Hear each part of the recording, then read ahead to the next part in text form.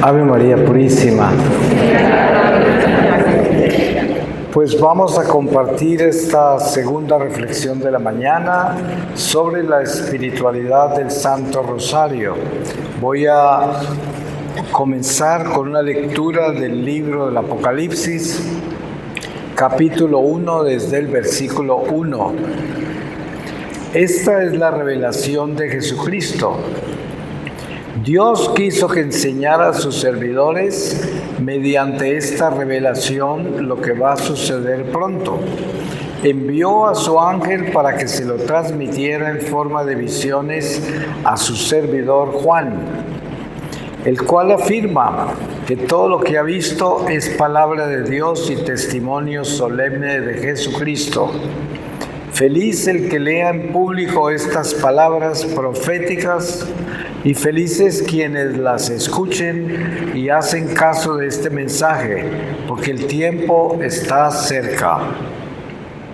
Juan, a las 7 iglesias de Asia, reciban gracia y paz de parte de aquel que es, que era y que viene, y de parte de los 7 espíritus que están ante su trono, y de parte de Cristo Jesús, el testigo fiel, el primer nacido de entre los muertos, el Rey de los reyes de la tierra.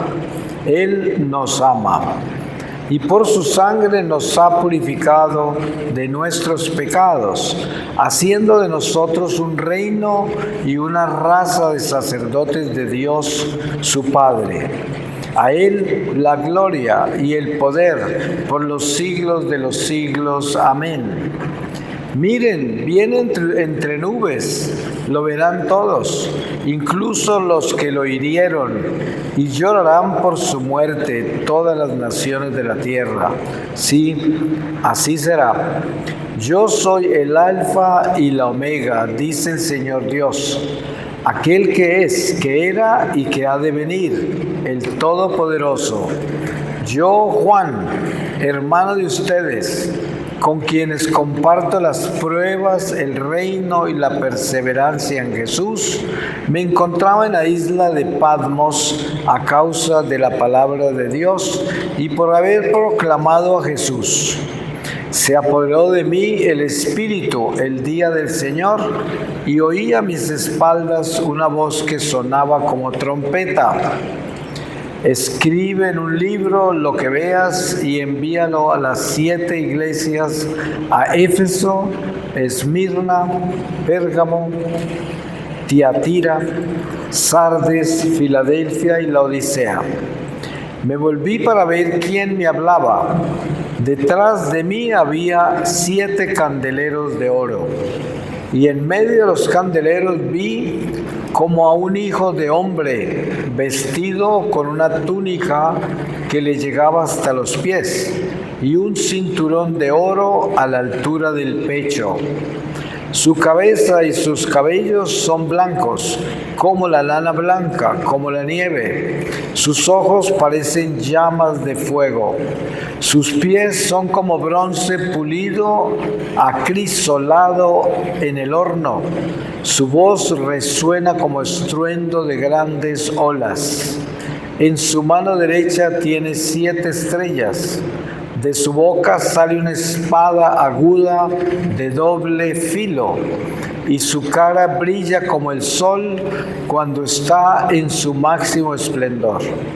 Al verlo caí como muerto a sus pies, pero me tocó con la mano derecha y me dijo: no temas, soy yo, el primero y el último, el que vive.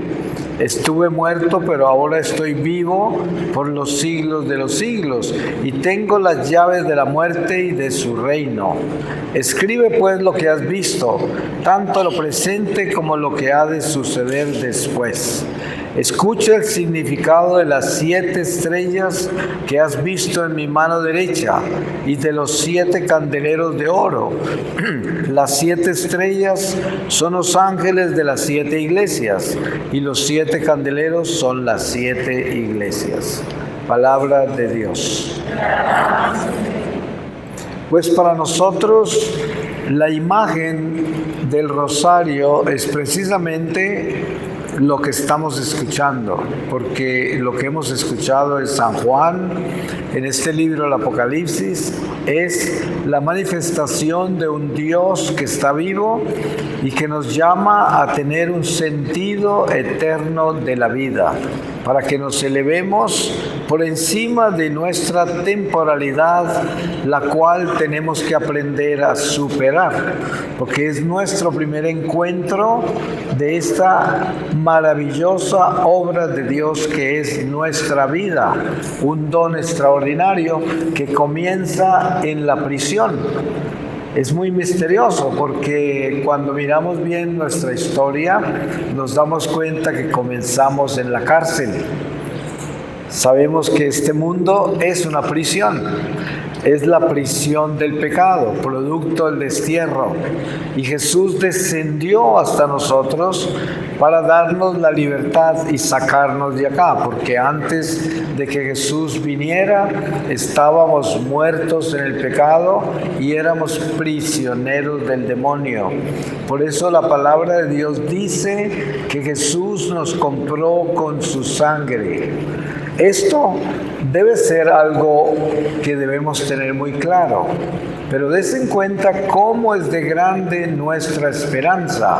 Por eso es que debemos tener tanto entusiasmo de ser quienes somos, que somos los embajadores de la esperanza, los embajadores de las buenas nuevas de Jesucristo, que estamos cantándole a este mundo prisionero de que la libertad nos ha llegado, que nos ha llegado la vida, que ya no estamos muertos en el pecado.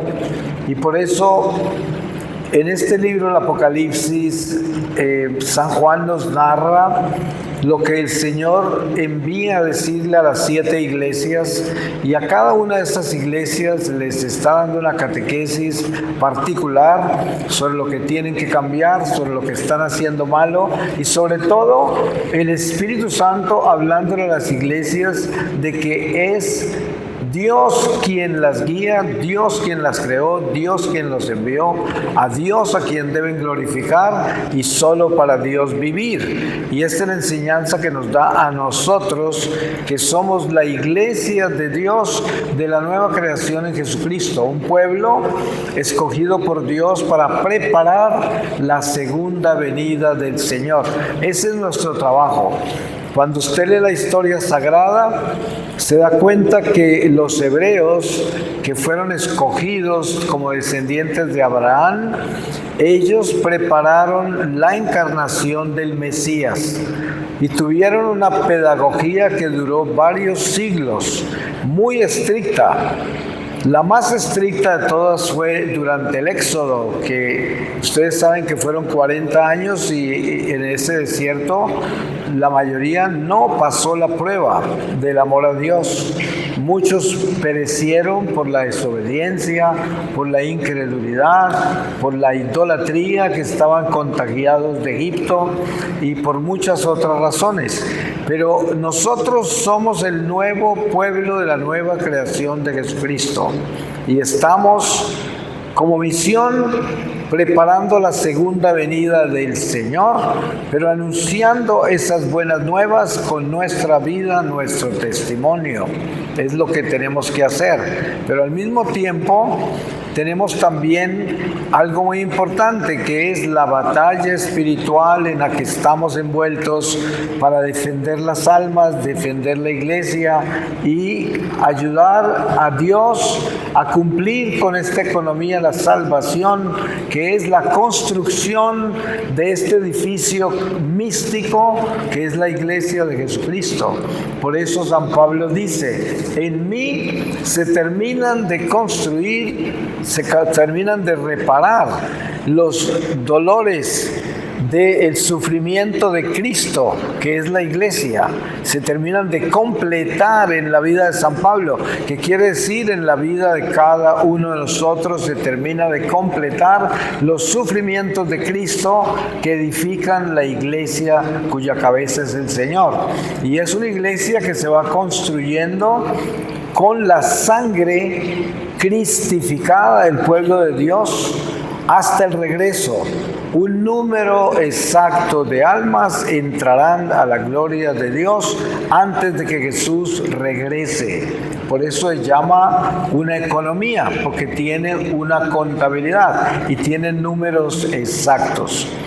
La palabra de Dios nos enseña sobre el orden de Dios y dice que hasta los cabellos de nuestra cabeza están contados. En este mismo libro, el Apocalipsis, San Juan revela el libro de la vida, donde todo está escrito. Ahora, por otro lado, la Iglesia nos enseña que la misericordia de Dios es tan perfecta que nos ha dejado a nosotros como su pueblo el sacramento de la confesión para que nosotros podamos renovar el libro de nuestra vida. Pero tenemos que entender algo muy importante sobre esta renovación de nuestro libro, y es la reparación, la enmienda. Mucho católico se confiesa y no sabe que en el momento de la absolución comienza apenas el momento de la reparación y la enmienda de los pecados perdonados. Por eso es que las indulgencias plenarias son tan importantes y son un regalo tan extraordinario. Este año vivimos precisamente un año jubilar, que es un don de Dios extraordinario. Yo sé que este templo es un templo jubilar, aquí está la puerta jubilar. Y si nosotros entendemos qué quiere decir eso, nos damos cuenta que yo tengo cuentas pendientes de reparar. Si yo me muero hoy y tengo cuentas pendientes, aunque muera en gracia de Dios, tengo que solucionar esas cuentas pendientes en el purgatorio. Así nos lo enseña el catecismo de la Iglesia.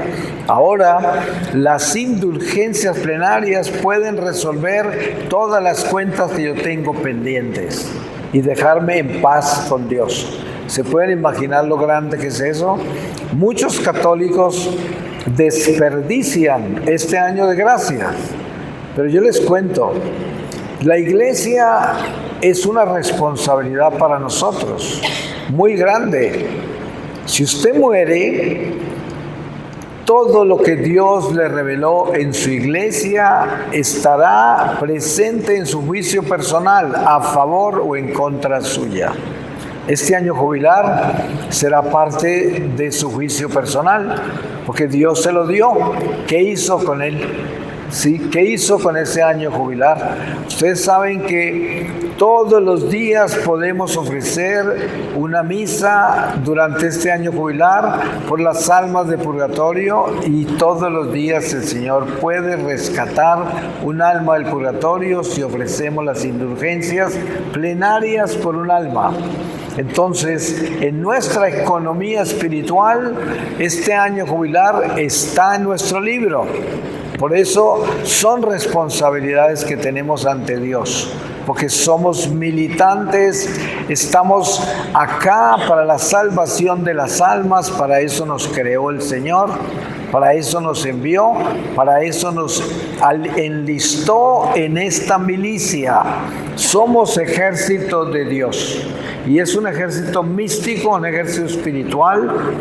Mucha gente quizás no aprecia la importancia de su vida católica porque la considera insignificante o no es importante, no tiene significado con relación a lo que se puede hacer por el pueblo de Dios, por las almas, por la salvación del mundo. Pero lo que hay que entender es las maravillas de la sencillez de Dios. Desen cuenta el misterio de Dios en la vida de Jesús, en la vida pública. Muchas veces Jesús sanaba a un ciego con solo decirle: tu fe te ha salvado, y ya veía, y se iba en paz, gritando, saltando, porque ya veía. Pero en otras oportunidades tomó barro del suelo, lo escupió, le untó el barro en los ojos al ciego, y nada de eso él necesitaba hacer. Él podía darle la vista sin tomar el barro, Y todo lo de Dios es así, es una catequesis, es una enseñanza que Dios usa en cada alma de acuerdo a lo que Él quiera, porque Él es el que distribuye las gracias a su manera. Pero a lo que voy es que nosotros debemos ser muy cuidadosos de entender que Dios se manifiesta en una forma muy misteriosa con cada uno de nosotros. Además, en una forma absurda. Miren el ejemplo del profeta Eliseo y el leproso de Siria, ese hombre que era tan importante, que fue a buscar sanación de su lepra a la Judea, y el profeta le mandó a decir que se bañara en el río Jordán. Este hombre estaba ofendido porque él esperaba seguramente unas grandes ceremonias para su sanación, pero fue tan sencillo lo que le mandó a decir el profeta que le dio rabia y dijo: pues tenemos muchos ríos en Siria. Pero su paje lo convenció y se bañó y se sanó, y ya andaba como loco buscando al profeta para agradecerle.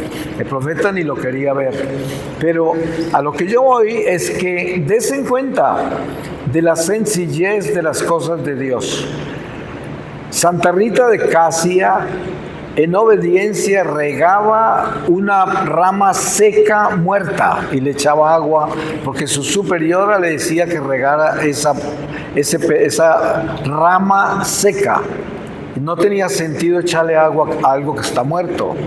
Sin embargo, la obediencia de ella la llevó a regar todo el tiempo. Hoy vamos a ese convento y ahí está esa rama que floreció y es una planta preciosa y frondosa en el patio interior de ese convento. Pero ¿qué fue lo que floreció ahí? No fue solamente esa rama seca y muerta. Lo que floreció ahí fue la obediencia. Es lo que floreció.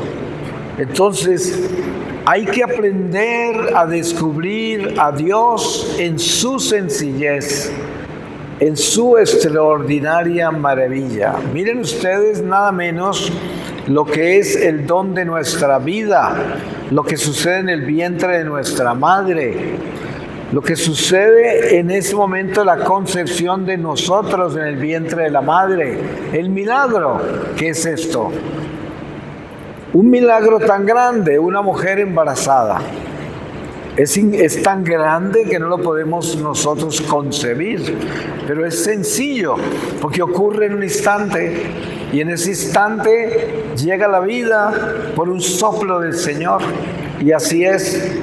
Dios en un instante nos sana, en un instante nos crea, en un instante perdemos la vida, en un instante sucede todo.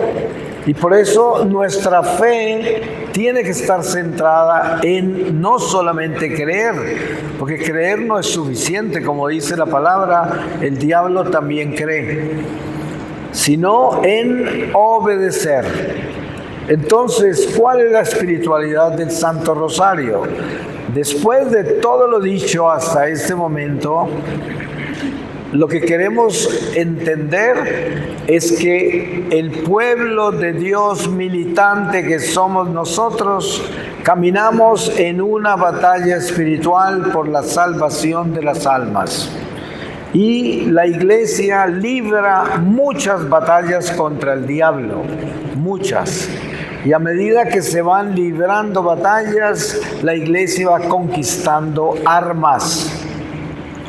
Les hablaba en la reflexión anterior sobre el protestantismo como una pérdida de la Iglesia, porque el protestantismo fue la consecuencia de los pecados de la Iglesia Madre, y por eso el demonio tuvo permiso para robarse todos esos cristianos, por culpa de los pecados de la Iglesia. Son batallas que se pierden. Lo único que nunca se va a perder es la guerra, porque la palabra dice: las puertas del infierno no prevalecerán contra la Iglesia. Perderemos batallas, pero no la guerra. Y eso nos sucede a nosotros en nuestra vida personal. Si yo soy fiel a Dios y yo soy un católico que lucha por mantenerme en la amistad con Dios a pesar de mis caídas, a pesar de mis luchas, y sin embargo mi enfoque en esta vida es serle fiel al Señor y el Señor sabe eso. Pero en medio de este caminar hay muchas batallas que pierdo. Pero no pierdo la guerra, porque el demonio no tiene poder para quitarme la vida si yo le pertenezco a Dios y todos los días vivo en función de pertenecerle. Y cuando me caigo, me aseguro de correr a levantarme y arrepentirme, a pedir perdón, a buscar a Dios. Y esta es nuestra lucha diaria, el paso a paso. Entonces, el cielo le provee a la iglesia, de acuerdo a la economía de sus batallas, armas que se ganó, que se construyeron con la sangre de los mártires, con las luchas que se dan a través del tiempo. Usted se pregunta, ¿por qué este rosario no existía en la iglesia hace varios siglos atrás? Pues porque todavía esa arma no estaba construida. Este es el producto de muchas batallas luchadas contra el mal. Y se van formando estas armas. Siempre se habla de que el rosario es un arma poderosa contra el diablo. Pero, ¿qué sentido tiene espiritual esta arma? Primero, sabemos que el rosario está construido de los misterios de Jesucristo. Es el rosario, los misterios del Evangelio. La encarnación del Señor, su vida pública, su pasión, su cruz, su resurrección, su ascensión al cielo, la venida en el Espíritu Santo. Todo esto está dentro de esta arma, que es el arma del Evangelio. Pero hay otra cosa, que es el reinado de la Virgen María, la maternidad celestial. Dentro de la batalla espiritual que vive el pueblo de Dios está lo que es revelado en Apocalipsis 12 con la mujer vestida de sol, que huye al desierto, y ese dragón que quiere devorar a su hijo y que persigue la iglesia, que es la serpiente vieja también, Satanás. La batalla de la iglesia en el desierto, que es la conversión del pueblo de Dios. Y esto representa para nosotros algo muy importante. El demonio vive en el eterno presente. El demonio no vive en el tiempo ni el espacio. Vive en el eterno presente. En el eterno presente de Dios está, por ejemplo, la anunciación. La anunciación es el golpe más espantoso que ha recibido Satanás, porque es la encarnación del Verbo Divino, el fin de su reino de la muerte, que es el demonio. Por lo tanto, ¿por qué razón la construcción de este rosario tiene 50 Ave Marías? ¿Por qué no fueron 50 Padre Nuestros? ¿Por qué no fueron 50 credos o otras oraciones? No, 50 Ave Marías. La razón es esta. Esta arma es un exorcismo, porque esta arma, ¿por qué es arma? Porque nos defiende del demonio, por eso se llama arma, nos defiende del diablo. El diablo no puede con esto. Estas son las razones. Cuando usted reza una Ave María, usted está colocando la realidad del momento del rezo de la Ave María en el eterno presente de la anunciación, que es la encarnación del Mesías. Dentro de esa anunciación está también la visitación en la misma Ave María, que es nada menos que el precursor, que es nada menos que el comienzo de la peregrinación del pueblo de Dios. Con Juan Bautista, que anuncia la llegada de ese Mesías y que anuncia al pueblo las condiciones del encuentro con el Mesías. Todo esto es como una trompeta, un heraldo que viene del cielo y que retumba en los infiernos, como lo peor, la pesadilla más grande. Entonces, cada Ave María coloca a los demonios que rondan los aires donde lo estamos rezando, los coloca en la Anunciación. Ningún demonio quiere estar presente en la Anunciación. Ninguno. Porque se encuentran con el Arcángel San Gabriel, la Virgen María y el Espíritu Santo que aparece y engendra a ese Hijo de Dios en el vientre de María. Por eso se dice engendrado, no creado. Obra del Espíritu Santo. Eso está vivo en un Ave María. ¿Se pueden imaginar el poder que tiene? Ahora, aquí es donde viene lo más importante sobre el rosario y sobre la oración en general. Y es el Espíritu. Un rosario sin espíritu es un rosario muerto, no tiene vida. Por eso el espíritu de la palabra de Dios es la vida. Eso es lo que debemos tener claro. En una oportunidad estaba yo en una parroquia en Sudamérica y después del retiro el párroco me pidió que si yo podía orar por la gente. Yo no hago eso, normalmente ese no es mi ministerio, pero en obediencia al sacerdote, que habían 4 sacerdotes confesando, y él me pidió que yo orara, y hicieron unas filas, y yo estaba orando, y de pronto en la fila apareció una mujer comportándose extraño. Y cuando llegó a frente mío se manifestó el demonio y me maldijo y reclamó por qué tenía que haber venido y miles de cosas horribles. Y cayó y parecía como una serpiente y se la llevaron, y los sacerdotes que estaban confesando se vinieron y gritaban los demonios, y entonces la gente que estaba allí reunida para oración se aterró y comenzaron sin que nadie les dijera a rezar el rosario. Y el demonio gritaba: ¡ah! Eso no me hace nada. Ustedes no saben rezar. Y los humillaba y les gritaba y de todo. Y sin ninguna instrucción de nadie, toda esa congregación que había ahí, que fácilmente eran 500 personas, yo creo, comenzaron a cambiar ese rosario. Y ese rosario se convirtió en una fuerza tan impresionante que empezó a gritar ese demonio. Eran varios demonios, pero gritaba uno más que todos y decía: cállense, me están quemando, ya me voy, no más. Y ya se quejaba porque el rosario se había transformado, porque ya era espíritu. Ya no era rezandería, ya no era una recitación, era espíritu. Estaban todos hablando de cada Ave María que la sentían salir del alma. Eso era. Y ese rosario tomó fuerza y el demonio ya no lo resistía, después de que se había burlado de él. Y ya no lo quería, ya lo estaba quemando. Pero eso para mí fue una lección muy importante y para cada persona que estaba ahí.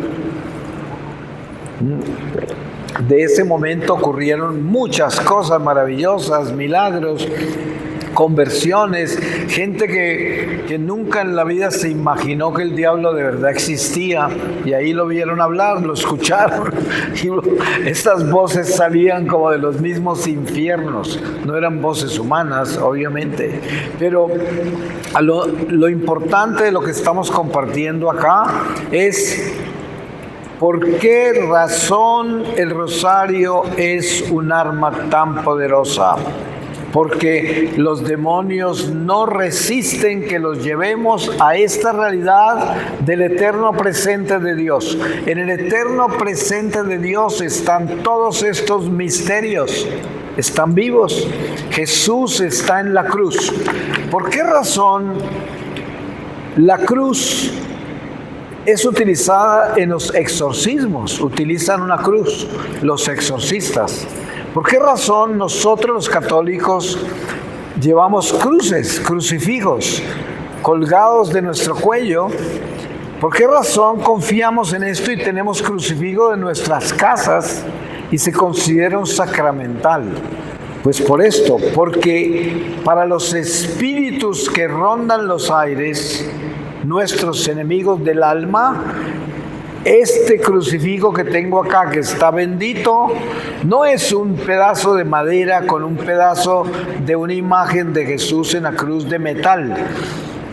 No, para los espíritus que rondan los aires, esta cruz está viva en el Calvario.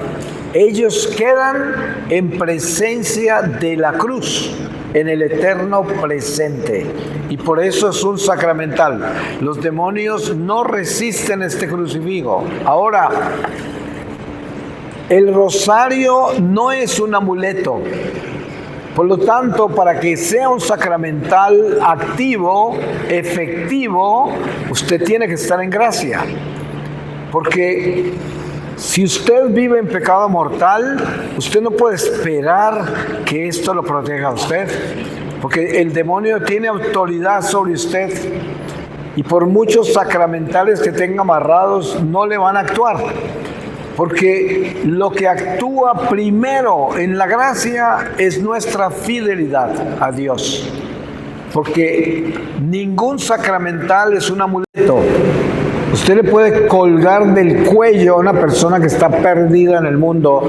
Cuando yo estuve secuestrado en Colombia por las guerrillas, los guerrilleros tenían escapularios, medallas, rosarios, porque las abuelas se los daban o la tía. Pero ¿de qué les servían si estaban en pecado mortal y eran asesinos? De nada les servía. Entonces, para que esta fuerza espiritual efectúe para lo que está creada, se necesita que el instrumento que la está usando sea fiel, para que así se dé lo que Dios quiere hacer por medio de estos sacramentales. Ahora, hay algo que debemos aprender del mismo Evangelio, y es esto. Jesús en el Evangelio insiste permanentemente en todo lo que dice, en espíritu. Todo lo del Señor es acerca del espíritu. Precisamente los fariseos, saduceos, escribas del tiempo de Jesús, lo que no tenían era espíritu, no tenían espiritualidad, solo religión tenían. Eran intelectuales, muy formados, muy inteligentes.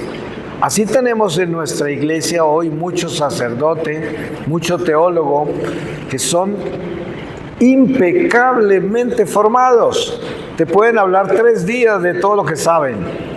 Perfecto, impecable doctrina, con un conocimiento impecable, sin espíritu. Y por eso lo que tenemos que entender es que el Evangelio viene a enseñarnos algo muy importante, y es el cambio tan increíble que hay entre el Antiguo Testamento y el Nuevo Testamento, que es Jesús. La llegada del Señor es la llegada del Espíritu de Dios. ¿Y cómo es la llegada del Espíritu de Dios? La llegada del Espíritu de Dios es cuando el Señor nos enseña que hay que ponerle espíritu a la palabra, espíritu a la oración, espíritu a nuestra vida. Y por eso lo llama la circuncisión del corazón. Miren que en el Antiguo Testamento vemos la alianza entre Abraham y Dios, que se sella con la circuncisión, que es un acto quirúrgico o es un derramamiento de sangre. Así es la circuncisión de los hebreos. Pero cuando Jesús llega, dice: vine a traer la circuncisión del corazón. Es algo místico. ¿Qué es la circuncisión del corazón? Es la conversión del corazón.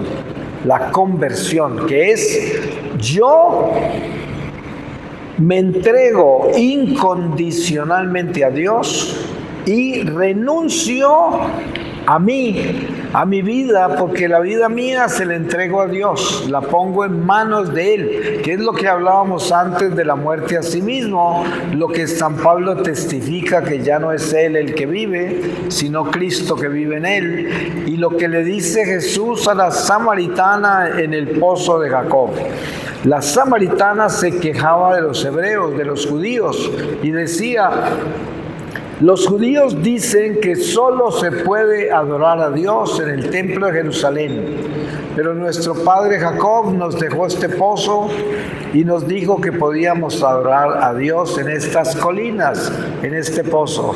Y Jesús dice: llegará la hora, y ya está acá, en que ni en el templo de Jerusalén ni en estas colinas adorarán a Dios, porque lo adorarán en espíritu y verdad. Y aquí es lo que encontramos en el Evangelio permanentemente en las enseñanzas del Señor. ¿Por qué habla la levadura de los fariseos? Él no está hablando de la levadura física. Los apóstoles que no tenían todavía el Espíritu Santo estaban pensando en la levadura del pan. No entendían que era el orgullo, la vanidad, la pretensión de los fariseos a lo que él se refería, porque le estaba hablando en un lenguaje espiritual.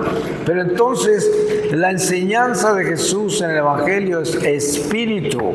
Y miren ustedes lo que pasó ese día con esa endemoniada y el rosario y el demonio.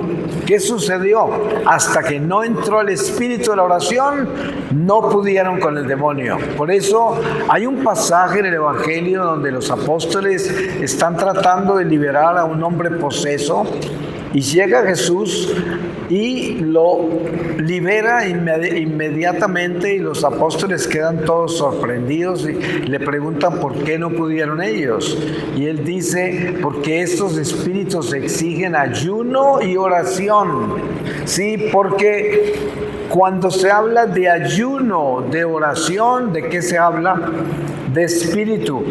Se habla de sujetar esta carne con el ayuno, poniéndola a aguantar hambre, y en obediencia orar para llamar al Espíritu Santo, y en esa forma se supera la fuerza de la carne, la fuerza inferior de nuestra naturaleza, y se le da el señorío al Espíritu de Dios que está en nosotros, y en esa forma tenemos autoridad contra los espíritus, porque somos más fuertes que ellos. Pero para eso tenemos que fortalecernos, y para eso tenemos que fortalecernos en el espíritu, como se fortaleció esa gente en ese rosario que después quemaron al demonio con la oración, porque ya estaban fuertes, porque ya estaban en el espíritu y ya tenían una fe que tenía vida. Y eso es lo que tenemos que lograr. Y por eso esta comunión que tenemos con el rosario tiene que tener conciencia de qué es lo que estamos haciendo. Primero, sabemos que el Padre Celestial le ha dado a la Virgen María las gracias más extraordinarias contra el demonio. La Virgen María tiene el poder más extraordinario contra Satanás. Y por eso debemos entender lo importante que es unirnos a ella, convertirnos en esos hijos fieles a ella y entrar en la batalla espiritual a la que ella nos está invitando. Y el rosario es un arma que el cielo nos dio por medio de María para darle a Satanás en su propia cabeza. Con este rosario, siempre y cuando no sea simple oraciones vacías, podemos derrotar las tinieblas. El rosario es equivalente a un exorcismo cuando se reza con el corazón. Voy a terminar con una lectura de la palabra para sellar todo lo que aquí hablamos y asegurarnos que el demonio no se lo pueda robar. Les leo el apóstol Santiago en el capítulo 1 desde el versículo 1 que dice: Santiago, servidor de Dios y de Cristo Jesús el Señor, saluda a las 12 tribus dispersas en medio de las naciones. Paciencia en las pruebas. Hermanos, considérense afortunados cuando les toca soportar toda clase de pruebas. Está puesta a prueba de la fe, desarrolla la capacidad de soportar. Y la capacidad de soportar debe llegar a ser perfecta, si queremos ser perfectos, completos, sin que nos falte nada. Si alguno de ustedes ve que le falta sabiduría, que se la pida a Dios, pues da con agrado a todos sin hacerse rogar. Él se la dará. Palabra de Dios. Pues le damos gracias a Dios por el rosario, por el Santo Rosario, que es un arma que nos dio, y le pedimos a Dios que nos enseñe a utilizarla, que nos ayude, que nos bendiga con esta misma arma, para que no solamente la sepamos utilizar, sino para que la pongamos al servicio de las almas. Sabemos que con el rosario se han conquistado inmensas batallas y se siguen conquistando.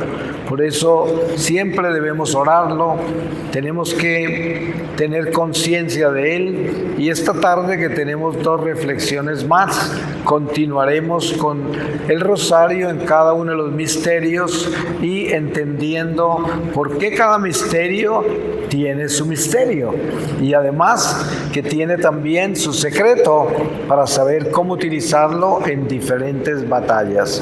Amén.